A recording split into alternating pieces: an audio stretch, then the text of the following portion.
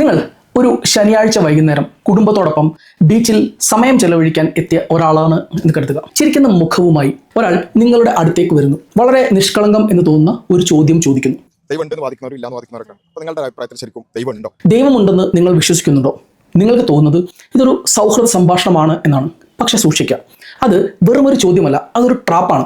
നിങ്ങളെ അവരുടെ ആശയത്തിലേക്ക് പതിയെ നയിക്കാൻ നേരത്തെ തയ്യാറാക്കിയതും പരിശീലിച്ചതുമായ പാറ്റേണിലുള്ള ചോദ്യങ്ങളാണിവ.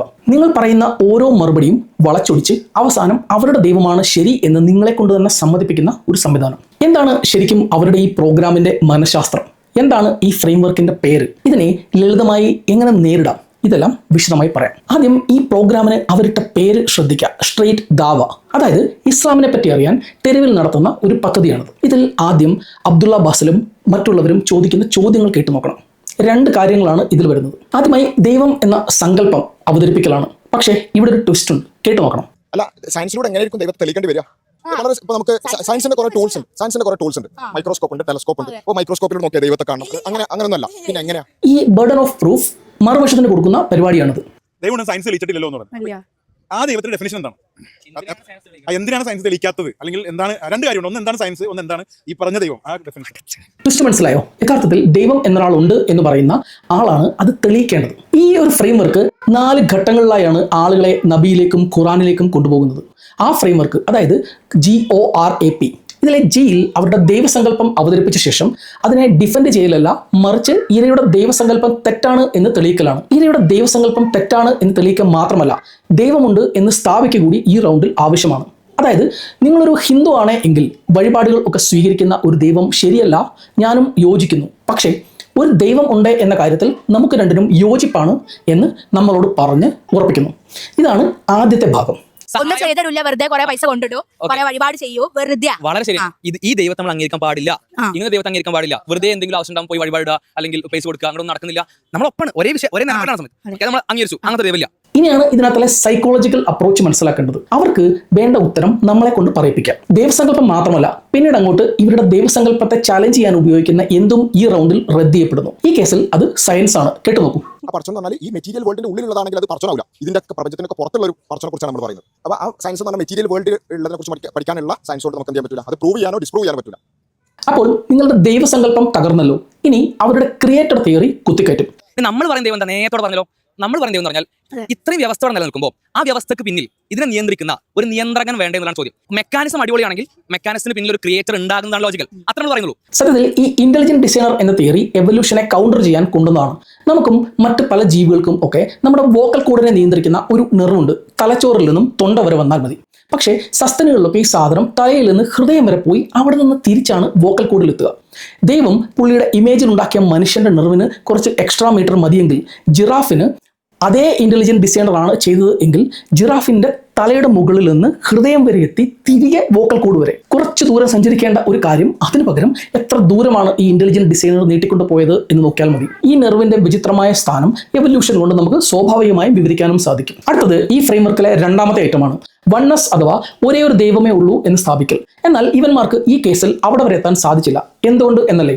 ഇവന്മാരെ എല്ലാ 5 മിനിറ്റിലും ഈ പ്രശ്നത്തിന്റെ അടിസ്ഥാന വിഷയം ചോദിച്ച് അത് കൃത്യമായി അവരെ ഓർപ്പിച്ച് അവരെ അടുത്ത റൗണ്ടിലേക്ക് ഈ പെൺകുട്ടി വിട്ടില്ല. ദൈവത്തിനെ കണ്ടിക്കണോ?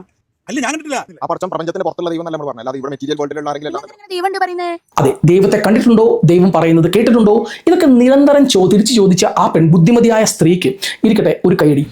ഇവന്മാരുടെ ഈ ദാവയിലെ ഒരു ഐറ്റമാണ് സുപ്പീരിയോറിറ്റി നേടുക, മേൽക്കോയ്മ നേടുക. അതായത് തങ്ങളുടെ ഡയറക്ഷനിൽ ആളുകളെ മുമ്പോട്ട് കൊണ്ടുപോവുക. പക്ഷേ മോഡേൺ ഭാഷയിൽ നോക്കിയാൽ ഇയാൾ ചെയ്യുന്ന ഒരു സാധനമുണ്ട്, അതാണ് മാൻസ്പ്ലെയിനിങ്. ChatGPT ഒന്ന് ചോദിച്ചു നോക്കൂ, അപ്പോൾ കുറച്ചും കൂടി ബെറ്റർ ആർഗ്യുമെന്റ്സ് കിട്ടും. അതാണ് മാൻസ്പ്ലെയിനിങ്. അപ്പോൾ നമുക്ക് മാൻസ്പ്ലെയിനിങ് കണ്ടു നോക്കാം. സിമ്പിൾ ആണ്. ChatGPT അടിക്കാം, ഒരു ടീം വന്നിട്ട് ഇങ്ങനെ കഥ പറഞ്ഞു, വോയിസ് ഇട്ടാൽ മതി. നമ്മൾ ഇന്ന ചോദ്യം ചോദിച്ചു. അല്ല, ഞാൻ 2 സ്ഥലത്ത് ട്രാപ്പായ എനിക്ക് ശക്തമായ ഒരു ആർഗ്യുമെന്റ് വേണം എന്ന് പറയാം. അപ്പോൾ ഒരു ആർഗ്യുമെന്റ് തരുമല്ലോ. അപ്പോൾ തിരിച്ചു ചോദിച്ചു. ChatGPTയോട് ദൈവം ഉണ്ടോ എന്താ പറയാ? കണ്ടല്ലോ, സത്യത്തിൽ ആ സ്ത്രീയുടെ ചോദ്യങ്ങൾക്ക് മുമ്പിൽ കൈകാലിട്ടടിച്ച് ഇവന്മാർ സ്വയം 2 തവണ സ്വന്തം മൂട്ടിൽ വെടിവെച്ചു.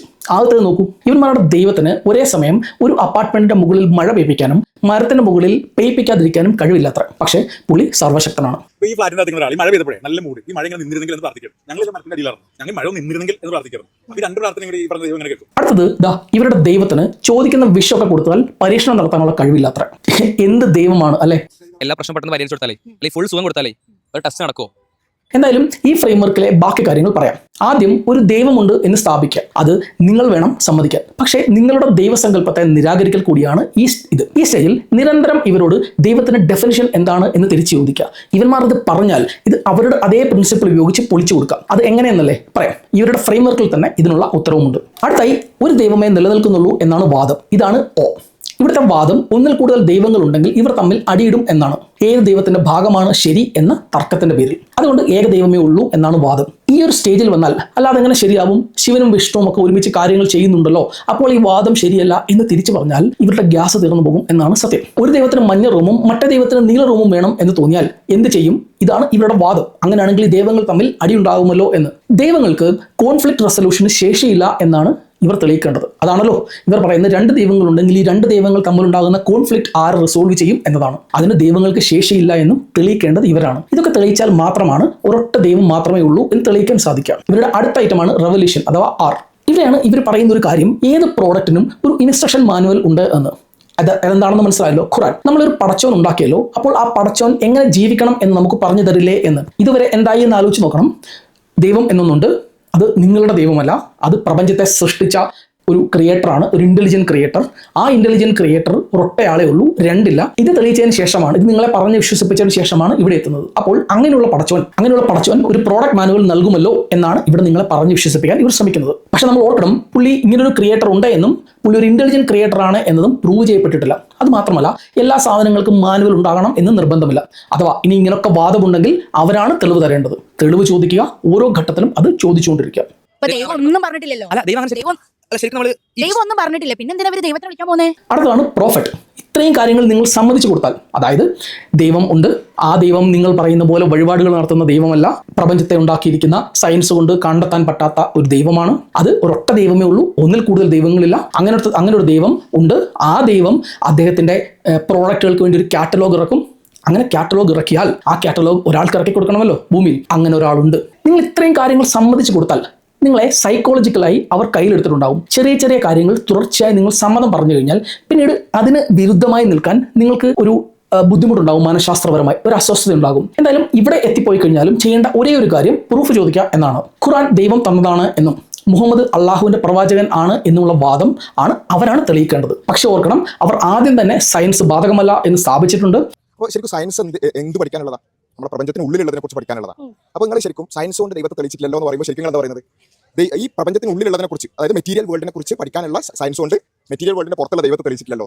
ഓർക്കണം, ഇത് ഡിസ്പ്രൂവ് ചെയ്യാനുള്ള ബാധ്യത അല്ല നിങ്ങൾക്കുള്ളത്.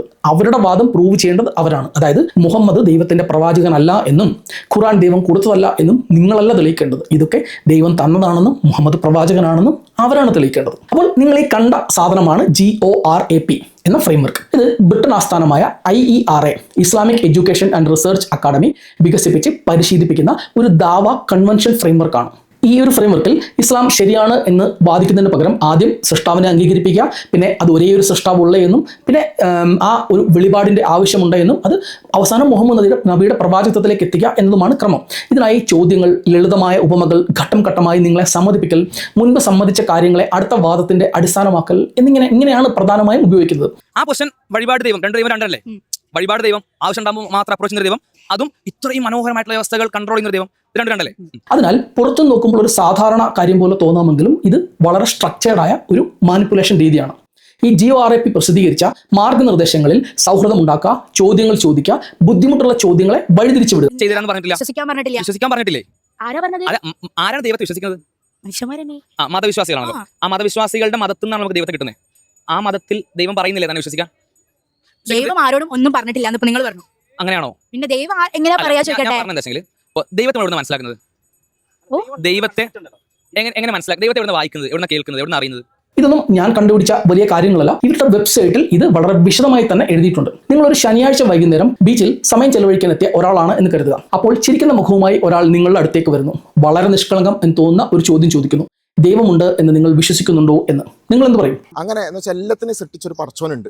ആ ദൈവത്തിന്റെ ഒരു ബേസിക് ക്യാരക്ടറിസ്റ്റിക് ആയിട്ട് പ്രധാനമായിട്ട് പറയുന്നത് വെച്ചാൽ ആ ദൈവം പ്രപഞ്ചത്തിന് പുറത്താണ്.